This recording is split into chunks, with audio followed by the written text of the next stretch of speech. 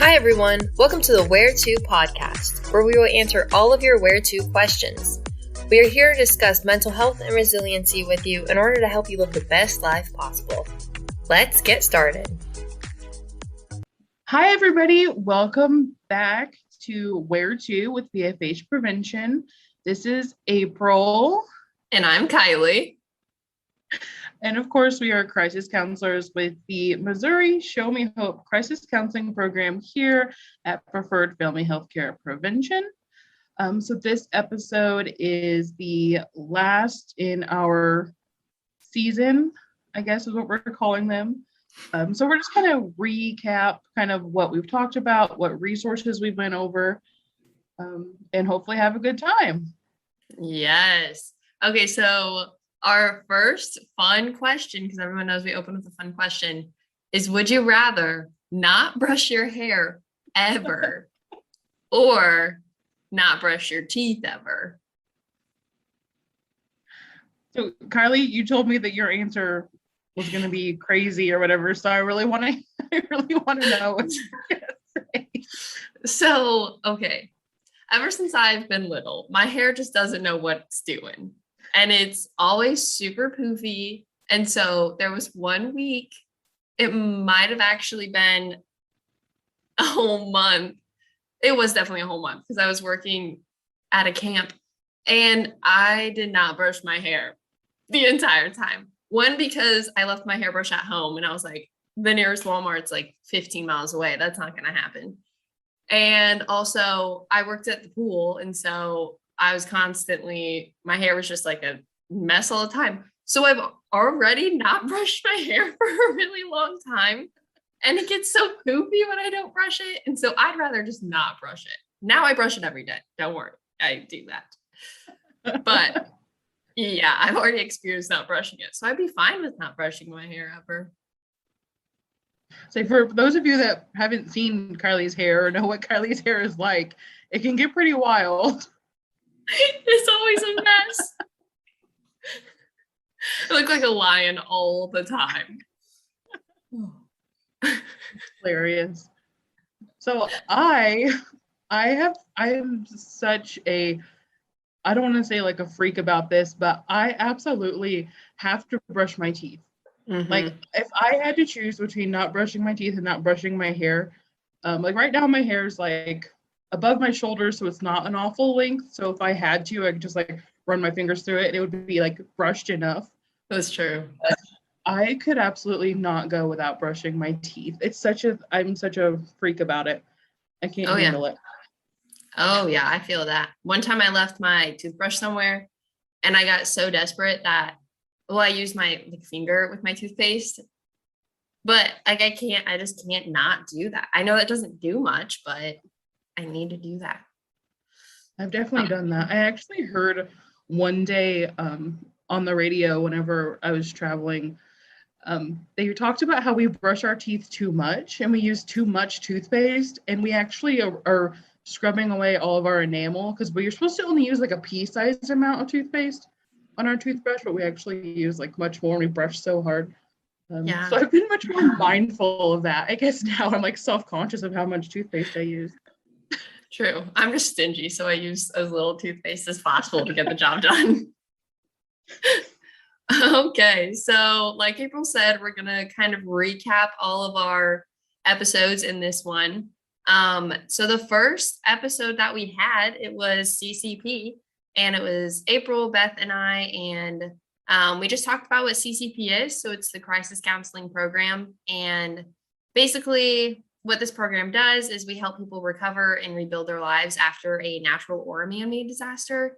And it just supports people with short-term interventions that involve a lot of goals that we have. So just to list a few goals, it helps to reduce stress and it can provide emotional support, and it meaning the CCP. It can assist survivors in reviewing their disaster recovery options. And lastly, it can also connect survivors with other people and agencies who can help them in their recovery process. So we're really focused on helping people in any way possible. And this is what kind of got us to start our podcast, is to help build resiliency in communities and to help people find those resources that they need.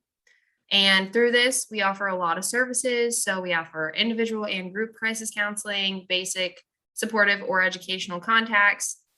We have community networking and support, assessments, referrals, and resources. We have media and public service announcements, and we also have development and distribution of educational materials. And April, do you want to tell them what prevention is?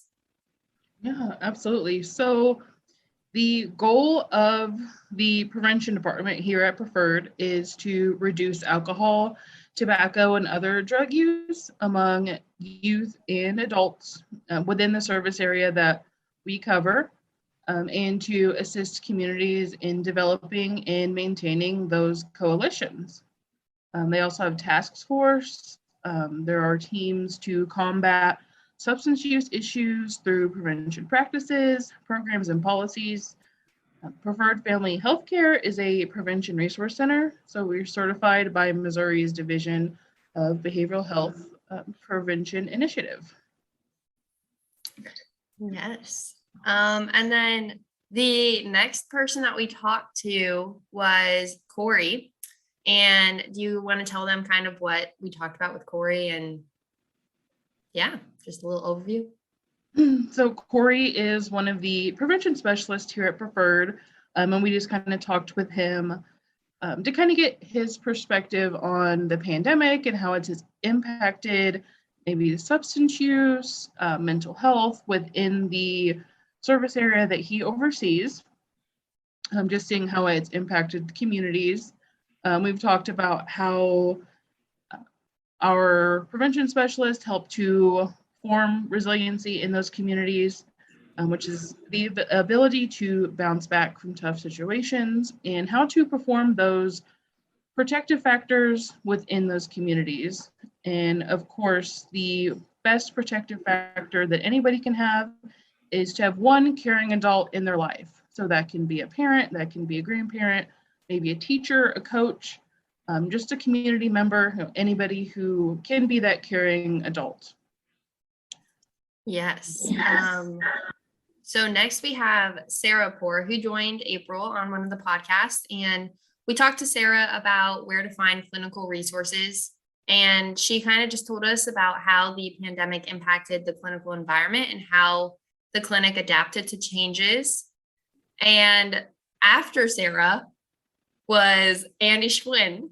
And we talked to him. He's the pretty much the VP of Preferred Family Healthcare. He's a big man up there.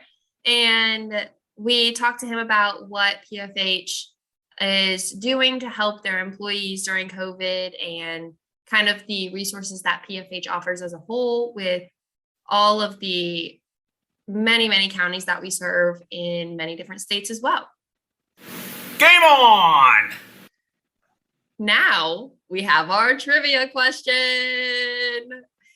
You probably didn't think that we had one, but here we are. So, April, I hope you know this because you're on the spot now. What is cynophobia? I want to say that I've heard of this, but I have no idea what cynophobia is. What would be your best guess? I don't know if I even have a guess. Cynophobia. I'm trying to break apart the sounds here and see if I also really hope that I'm pronouncing it right because this is like there's like no connection. Oh. But this is what Google told me is the answer. Do you give up? I give up. I have no idea. So it's the fear of dogs. Oh my gosh. Yeah, I would have thought it would have been like canine phobia or something, but cynophobia. That's Yeah. so interesting. I know, learn something new every day. Okay, so we just had one trivia question today because I knew that would stump me and you and everyone because no one knows what cynophobia is. Do you want to tell them what we talked about with Abby Newland? Yep, we talked with Abby, who is another one of our prevention specialists here in prevention. She kind of specializes in tobacco cessation, and she works a lot with her coalitions on reducing vaping in their communities, reducing vaping in schools, and putting protective factors in place to kind of help with those things. We talked about how COVID has impacted any tobacco use in her service areas. And she talked a lot about resources that are available to people as well if they're interested in tobacco cessation or making the option to, or choosing the option to, reduce that in their lives or in their communities. And what are the first steps that people can take in reducing tobacco in their communities? Yes. So Abby gave us a lot of really good information on that. So if you guys listen to that, highly recommend it. Highly recommend all of these. All of these people are amazing to talk to. We next talked to Dawn Johnson, and she works also in our prevention department at PFH. And we talked to her about where to find resources for veterans. And so she provided us with a lot of resources that I'm just going to list off. And all these resources are in the description of the podcast that we had with her as well. So she first told us about www.mentalhealth.va.gov. And then she told us about the Veterans Crisis Line. And that is 1-800-273-8255. And press 1, or you can text 838-255.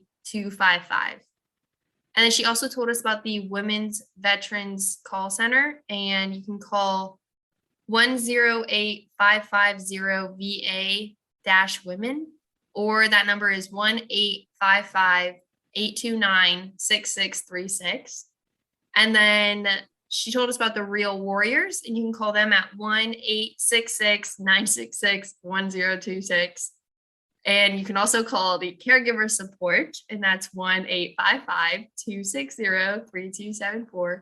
And you can also call Coaching into Care, which is 1-888-823-7458. I know that was a lot of numbers, but like I said, feel free to look at the description of our podcast with Dawn, and all of that is there. All these resources are really good resources if you need them. Absolutely. And last time you joined us for our podcast, you got to listen to Kylie and I again, while we just discussed the benefits of art and music therapy. We talked about how it can improve your cognitive and sensory motor skills, building self-esteem, building self-awareness, and creating emotional resilience. And if you're interested in learning any more about those topics, we do have our videos on YouTube that you can check out. I know Mary Lou, who is the team lead of CCP, did a really neat video with paint pouring. So if that's something that you're interested in, head over to our YouTube and check it out. But most importantly, we wanted to stress that literally anybody can do music or art therapy. You don't have to be you don't have to be a counselor. You don't have to be in a specific setting. You can do it anywhere at any time with anyone. And that's kind of the beauty of it.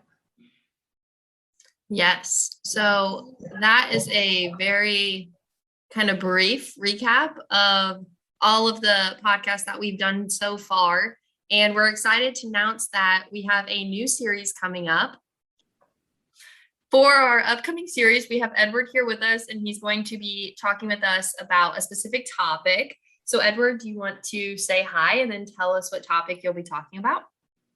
Well, I think we'll be talking about the strategic prevention framework, which is a model that we use in prevention that helps make change possible at a community level, helps to reduce substance use among youth and adults. And it's been tested, and when you use this model, then you always get results. Cool. Yes, so we'll be discussing that. We'll have a lot more trivia and fun questions at the beginning of all of our segments too. So we're excited to start kind of a new chapter of the podcast. So stay tuned to join us for that. And thank you for tuning in to our last series on where to with CCP and where to get a bunch of resources. Thank you for listening to this week's podcast on Where To. This podcast was brought to you by Preferred Family Healthcare Prevention. For more information about PFH prevention, please visit our Facebook page at Preferred Family Healthcare Prevention. You can also find our YouTube page at Prevention PFH, or email us at moprevention@pfh.org. See you next time.